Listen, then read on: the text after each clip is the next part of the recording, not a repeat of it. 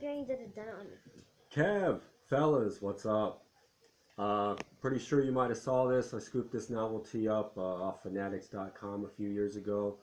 But yeah, I was thinking about the old Budweiser horn thing we were talking about, and that is pretty pricey. This guy goes for about 20 bucks, 25. It's pretty cool though. Comes with a little hockey remote. Check it out. Flyers and Red Wings on there. And yeah, you just little click of the button. It's got all the settings for all the different team horns too. So of course this is Red Wings. Let's pull up your LA Kings.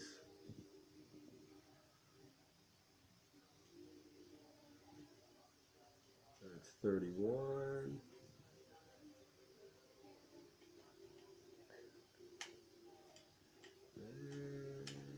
And that should be it.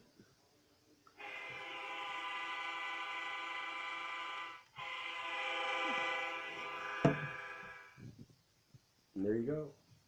Peace. Go Wings.